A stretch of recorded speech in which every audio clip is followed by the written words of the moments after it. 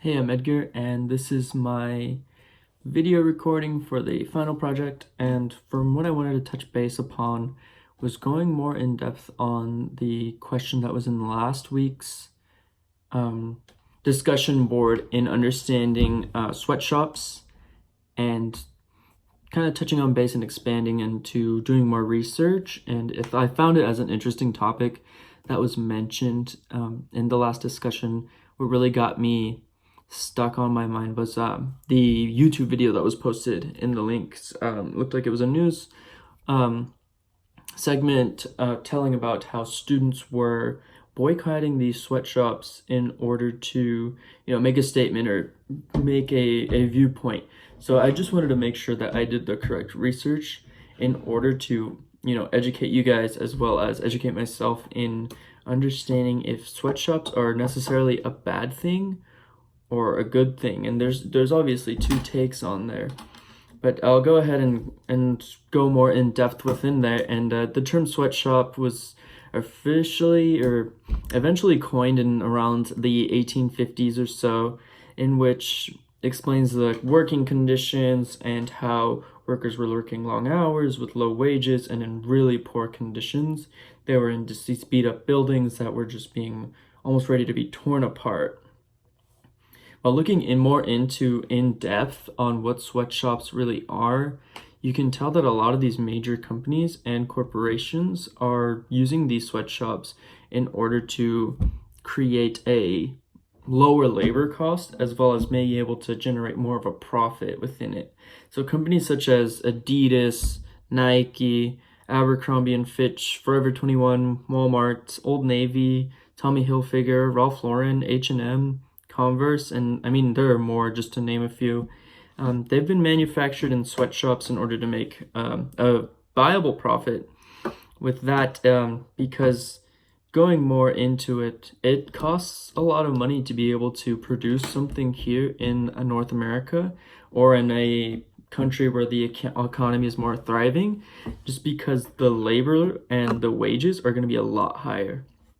So looking more in depth as to what the minimum wage is like here in the United States, you're looking around an average of $7.25. Not to mention here in the West Coast, in Washington, you're looking at $12 an hour. Oregon, $11 an hour or so. So it's definitely going to be a lot cheaper, and you'll get more production out of let's say in India, where someone's making those products for around 10 cents an hour and being able to do the same job. It helps cut costs for the retailer, but as well as it benefits us as consumers, just because in that sense, that shirt that was made in a factory in India, we could say if it retails for about $20 or so, it's going to be that $20 and the company's still making a profit. As opposed to if it were made here in the US or in any country with a thriving economy, it's going to be the same quality, the same shirt, but then again, that same shirt costs a lot more to make due to those labor wages.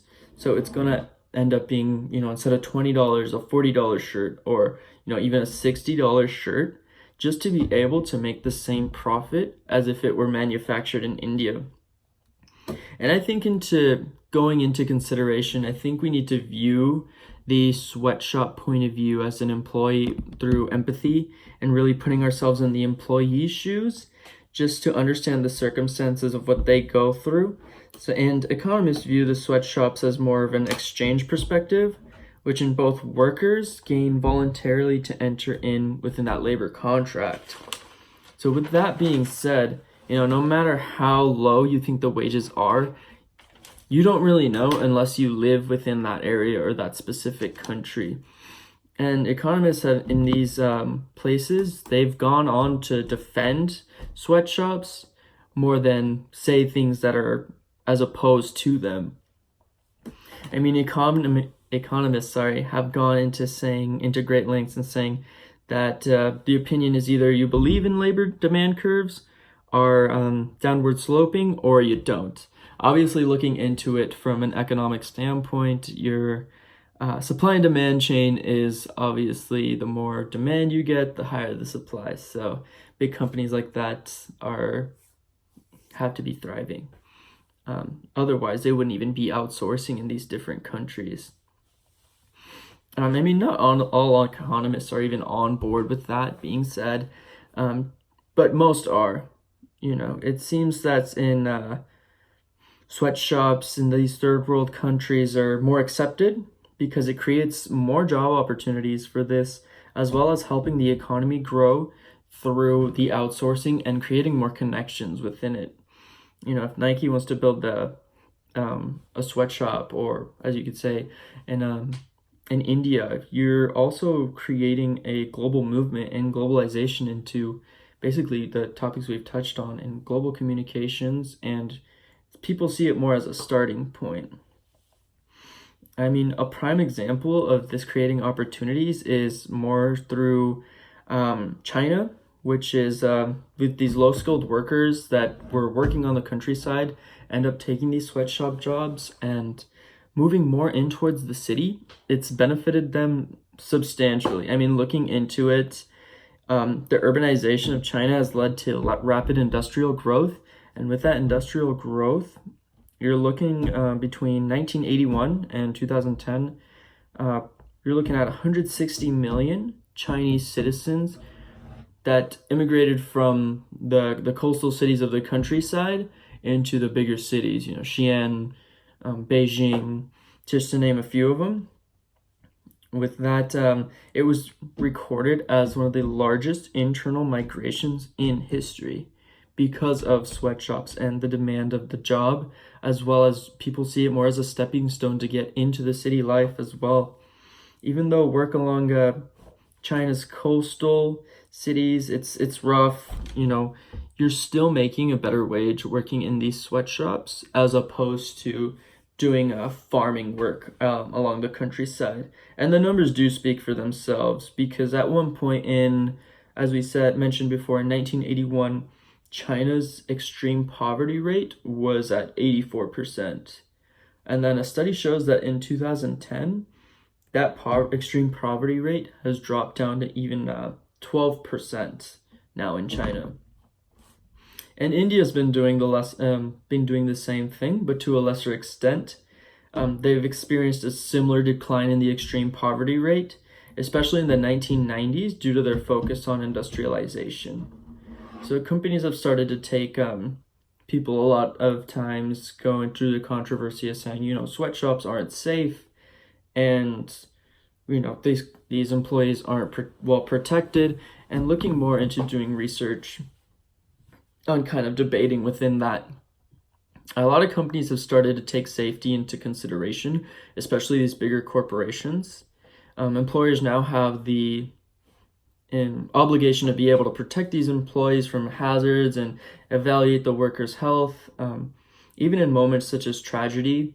As a big news article that I went into was the 8-story building that collapsed over in Bangladesh, and the building housed about 5 or so garment factories. So the collapse killed at least 1,134 workers, and 2,500 were injured. And I mean, limbs even needed to be amputated because of the poor working conditions. But while this is a sad moment for this, the people of Bangladesh and just overall worldwide, the companies that funded those buildings or that funded those employees were able to get $30 million in compensation for the victims. So a lot of people say, these big corporations don't really care for its workers. They've went out to donate their $30 million, and it's important to urge all companies in that sense, and even the retailers, to sign the urge onto the Accord on Fire and Building Safety. That way, if any catastrophes do happen, corporate social responsibilities these days are going to be the programs to be able to help promote voluntary and unforeseeable safety labor right into the commitment of being able to keep the vital compliance. So within that, making sure that everyone's being protected and not just seen as a number in that sense, but they really do try to take care of their employees. And this is something that just been happened in recent years, honestly.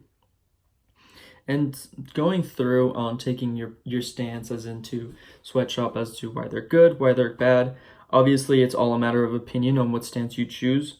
But if you do tend to look away from the sweatshops, some companies like to promote even using older clothes instead of being completely away from them. A lot of these companies that are all making their products in-house are going to be American Apparel, Roots, Canada Goose, Eddie Bauer, New Balance, and Tom's. They're all creating everything within the factory of where they work. And it helps create more campaigns as to, there's one called Unite, which is imprinted on clothing showing that they've been made in Unite Here, which is a labor nation in North America. Their employees are provided a fair amount of pay, reasonable work hours, and even a food service to where they're at. And so it's a tough debate. A lot of it, I think, from my point of view, is being able to put yourself through the worker's shoes and view it as a point of empathy as to, hey, obviously it's a low paying job, but see it more as a stepping stone as to create more opportunities and be able to vast yourself and expand your horizons as to being able to just get out of that place, as well as being able to expand into new territories.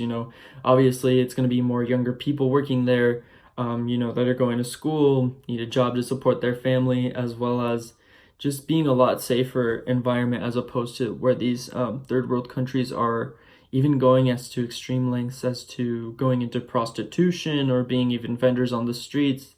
This is going to be a much more productive and yet better paying job as to going into any of those fields, as well as it's legal.